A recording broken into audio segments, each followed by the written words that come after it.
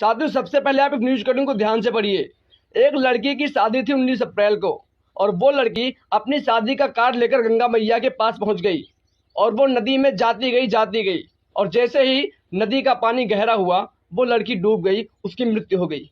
उसकी दादी और बहन सामने देखती रही कि उसकी बहन, उसकी बेटी डूब रही है, लेकिन वो कुछ भी नहीं कर सके, क्योंकि शायद उन्हें भी गंगा मैया पर भरोसा था कि गंगा मैया उसे बचा ही लेंगी। लेकिन साथियों, मैं बार बार कहता हूं कि इस पाखंड से बाहर निकल जाओ, इस अंधविश्वास से बाहर निकल जाओ।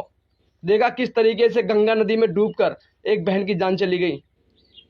अब आप लोग कहोगे कि गंगा मैया ने उसको अपनी गोद में ले लिया है क्योंकि गंगा मैया उसको प्यार करती थी। अरे मूर्खों, गंगा मैया ने तो मोदी जी को भी बुलाया था। फिलहाल मैं कुछ कहना नहीं चाहता, आप लोग समझदार हो, लेकिन उन लोगों के चक्कर में मत पड़ो जो आप लोगों को कहते हैं कि गंगा माँ ने बुलाया है, गंगा माँ की शरण में जाओ, गंगा माँ को निमंत्रण देकर आओ। अब पाखंडवाद के चक्कर में एक बहन अपनी जान गंवा बैठी। 19 तारीख को उसके घर में शादी थी, 19 अप्रैल को शादी थी, लेकिन सोचिए आज उसके घर में शहनाइयों की जगह उसकी अर्थी उठ गई।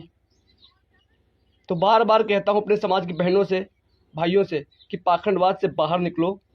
गंगा मैया सिर्फ एक बहता हुआ पानी है, ना किसी की माता है, ना किसी की बहन है। समझ रहे हो?